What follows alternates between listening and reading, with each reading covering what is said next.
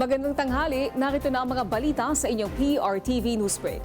Formal nang nagtalaga ng committee chairmanship sa Senado kasunod ng pagkakahalal kay Senador Win Gatchalian bilang Senate President. Kumuha tayo ng detalye mula kay Angela Baban. Angela. Naomi, sa pagdating nga dito sa Senado ni Senator Joel Villanueva ay opisyal nang nagkaroon ng 13-member quorum kung saan opisyal nang naihalala bilang Senate President si Senator Sherwin Gatchalian.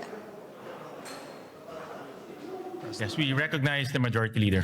Mr. President, I rise today to nominate Senate President Pro Temp Sherwin Gatchalian as the President of the Senate of the Philippines.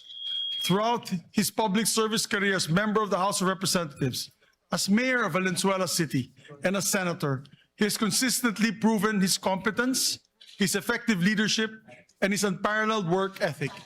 Siya nga po pala... Acclamation. All those in favor of Senator Sherwin Gatchalian as Senate President of the Republic of the Philippines, say aye. Aye. All those against, say nay. The ayes have it. Senator Sherwin Gatchalian is declared Senate President of the Republic of the Philippines. Naomi, kasunod nga nito yung pagkakahalal naman kay Senator Vicente Soto III bilang Senate President Pro Tempore, kapalit nga yan ni Senator Loren Legarda.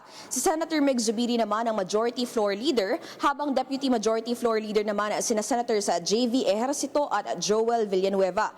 Naisaayos na nga rin yung iba't ibang committee chairmanships, kabilang na ang makapangyarihang Blue Ribbon Committee kung saan tumatayo bilang chairman si Senator Erwin Tulfo. At lahat ng majority senators ay miyembro ng komite maliban na lamang kay Senator Francis Escudero na tumanggi o humindi nga doon sa kanyang pagsama sa nasabing komite. Samantala, kapansin-pansin yung hindi pagdalo ni Senator Alan Peter Cayetano sa nangyaring session nga ngayong umaga. Naghahayag siya kanina bago magsesyon ng kanyang pag-concede as a Senate President. Hindi rin natin nakita sa Senate building si Senator Pia Cayetano, ganun din si dating Senate President Pro Tempore Loren Legarda at sina Senators Mark at Camille Villar. Pati si Senator Robin Padilla ay hindi pa natin namamataan sa plenaryo ngayong umaga. Bagamat nakita natin si Senator Amy Marcos kanina, ay hindi ito nagbigay ng komento patungkol doon sa nangyaring palit-liderato. Sa ilang report ay ngayon lamang dumating rin sa Senate building si Senator Christopher Bongo. Sa mga oras nga na ito ay naipasa na ang iba't ibang panukala sa ikalawa at ikatlong pagbasa. At sa ngayon ay nagko-convene or nangyari na yung pag-convene ng Commission on Appointments para nga doon sa pagtatalakay ng pag-promote doon sa iba't ibang general ng AFP. At yan muna ang latest mula dito sa Senado, Naomi. Balikan natin ang mga update mamaya-maya lamang. Maraming salamat, Angela Baban. Mula sa Senado, dumako tayo sa Kamara kung saan nagsimula na din ang special session para makapagpasa ng mahalagang batas. Bukod dyan, may reaksyon din si Majority Leader Sandro Marcos sa mga panibagong mga pahayag ng mga dating bodyguard ni Zaldico. Sa detalye, alamin natin mula kay Mary Ocampo. Mary. Naomi, kasabay nga ng special session ngayon dito sa Kamara, humarap sa media si House Majority Leader Sandro Marcos kung saan tahasan niyang kinondena ang mga naging testimonya ng mga nagpakilalang dating bodyguards ni Ko.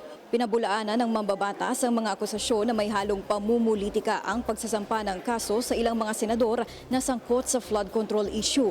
Giit niya, naniniwala siya sa mga akbang na ginagawa ng Office of the Ombudsman at hihintayin pa nga niya ang mga susunod na hakbang o aksyon ukol dito. Pinuna rin niya ang pagkakadawit ng pangalan ni Senator Cheese Escudero sa mga personalidad na nahatiran umano ng male-maletang pera matapos sumapi ng senador sa majority block. Sa kasalukuyan, 4 na kongresista ang nagsampa ng kasong cyber libel laban sa 18 individual kasama ang kanilang abogado na si Attorney Levi Baligod. Kaya giit niya, huwag nang pag-aksayahan ng oras ang mga taong nagsusulong umano ng destabilization efforts laban sa gobyerno at mag-focus na lamang sa mga trabaho sa Kongreso. Pati si Mary Grace Piatos sa susunod na hearing, baka yan may maleta din. So let's call a spade a spade. It's all BS. Okay? So is it really worth it? Is it really worth it? Sa totoo lang, tapos bibigyan pa sila ng publicity, wag na. Naomi, bukod nga sa pagtuligsa sa mga dating bodyguards, nagpahatid din ng pagsuporta ang House Majority Leader para kay newly elected Senate President Sherwin Gatchalian. Para kasi kay Marcos, si Gatchalian umano ang kailangan ngayon ng bansa base na lang sa estado ng politika ngayon. Naomi? Maraming salamat, Mary Ocampo. Nanawagan ng Philippine National Police sa mga political supporters sa magkabilang kampo na maging kalmado at irespeto ang tinatawag na rule of law kasabay ng isinasagawang special session ng Kongreso. Sinabi ni PNP Chief Police General Jose Melencio Nartates Jr. na nakahanda naman ang mga pulis para sa tinatawag na calibrated response. Sa ngayon ay nagsasagawa ng special session ng Senado at Kamara para makapagpasa ng mga mahahalagang batas, lalo na sa ilalim ng LEDAC. Ito'y alinsunod sa kautusan ni Pangulong Ferdinand R. Marcos Jr. At yan ang mga balitang nakalap ng inyong PRTV Newsbreak. Live kami sa free-to-air Beam Channel 31, Signal Channel 31 at sa YouTube.